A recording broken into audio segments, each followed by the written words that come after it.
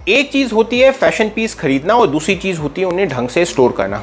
Storing them in a manner कि जब भी आप उन्हें बाहर निकालें they are exactly the way जैसे उन्हें रखा गया था। आज की वीडियो में मैं आपको बताऊंगा कौन से ऐसी सिंपल ट्रिक्स हैं जिनसे आप अपने फैशन पीसेस को बहुत ही आराम से स्टोर कर सकते हैं।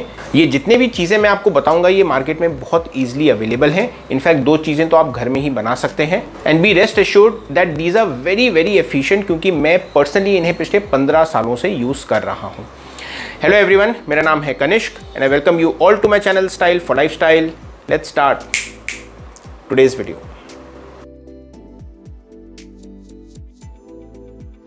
आप अपने कपड़े चाहे वार्डरोब में रखते हो, कबर्ड में रखते हो, अलमारी में रखते हो या दीवार में 2 कील टांग के उसमें रस्सी के ऊपर रखते हो, there is a high probability that one common thing what you will be using is a hanger.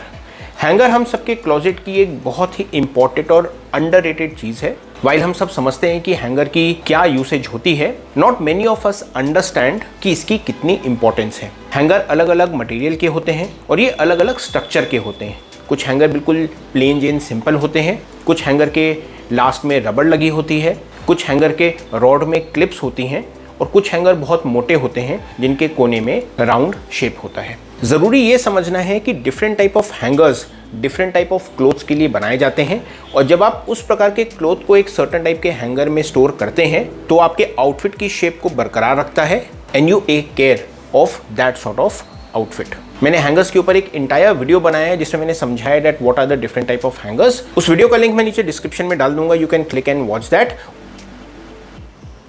क्या आपने ऑब्जर्व किया है कि आपके नए शू के अंदर इस प्रकार की एक चीज आती है? Sometimes it is made of paper, कभी कभी ये कार्डबोर्ड का होता है and sometimes it is of thermocol. जिस चीज़ को हम बहुत ही कन्वीनियंटली फेंक देते हैं, it is one of the most critical things जो कि आपके फुटवेयर की केयर करती है। इसे हम कहते हैं शू ट्री। हैंगर्स की तरह ये भी अलग अलग मटेरियल का बना होता है और इन सब टाइप का सिर्फ एक काम होता है, to take care of the shoe. का स्ट्रक्चर एक ह्यूमन लेग को रिजेंबल करता है और इसे इस तरीके से बनाया जाता है कि ये बहुत ही सीमलेसली एक फुटवेयर के अंदर इंसर्ट हो जाए। जब भी आप अपने फुटवेयर को नहीं पहन रहे हैं आप इसे इंसर्ट करके शू में रख देते हैं। ये 2 तरीके से काम करता है। फर्स्ट, ये फुटवेयर के अंदर जाके उसकी ओरिजिनल शेप को बरकरार रखता है जिससे ओवर अ पीरियड आपका फुटवेयर दबने ना लगे या दोनों तरफ से नीचे गिरने ना लगे। एंड सेकेंडली, जब भी हम अपना फुटवेयर पहनते हैं सो बहुत बार पाँव का स्वेट आपके फुटवेयर के अंदर एरिया में लग जाता है। When you are using something like this, वो फुटवेयर के अंदर के मॉइस्चर को और स्वेट को एब्जॉर्ब करता है, keeping the footwear dry from the inside. ये सुनने में जितनी सिंपल सी चीज़ लगती है, it is one of the most effective way जिससे आप अपने फुटवेयर का ख्याल रख सकते हैं। शू ट्री अलग अलग मटेरियल का आता है। ट्रेडिशनली ये सीडर ट्री की लकड़ी से बनाया जाता था, जिसकी अच्छी बात यह है कि ये एक पेड़ लाइफ लॉन्ग चलता है, बट द प्रॉब्लम इज कि ये बहुत कॉस्टली आता है। माय सजेशन इज आप किसी भी पेपर को रोल कर लीजिए और उसे अपने फुटवेयर के अंदर इंसर्ट कर लीजिए।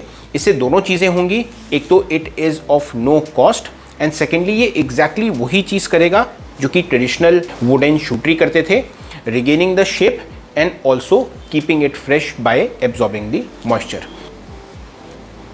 एक ऐसी स्टोरेज टेक्निक जिसे मैं काफ़ी समय से जानता था बट मैंने रिसेंटली जिसे यूज़ करना चालू किया is a plastic basket. Plastic की डिफरेंट टाइप और साइज़ की बास्केट हैं जो कि मार्केट में बहुत ईजिली अवेलेबल हैं। इन्हें मैं यूज़ करता हूँ not only to store my T shirts, lounge wear, night wear and gym wear. इसकी सबसे खास बात होती है कि जैसे ही आप इसमें कपड़े रखते हैं you can very easily compartmentalise them. ये सुनने में बहुत ही सिंपल सी टेक्निक लगती है और बहुत सारे लोगों को ये ऑलरेडी मालूम होगा, बट जैसे ही आप किसी एक बास्केट में अपने एक टाइप के आउटफिट रखते हैं it makes the entire thing look so seamless.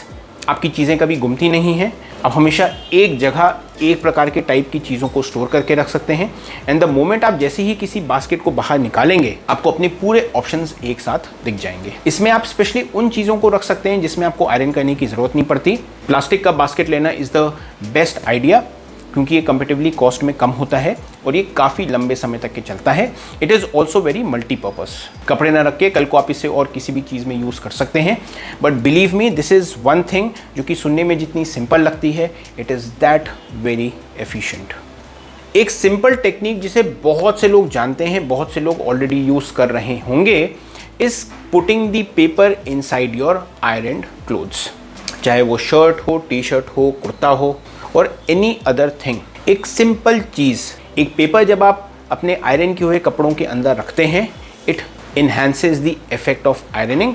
आप अगर बहुत समय बाद भी उस कपड़े को बाहर निकालेंगे सो इसकी आयरन इंटैक्ट रहेगी एज कम्पेयर टू जब आप इसमें पेपर नहीं रखते।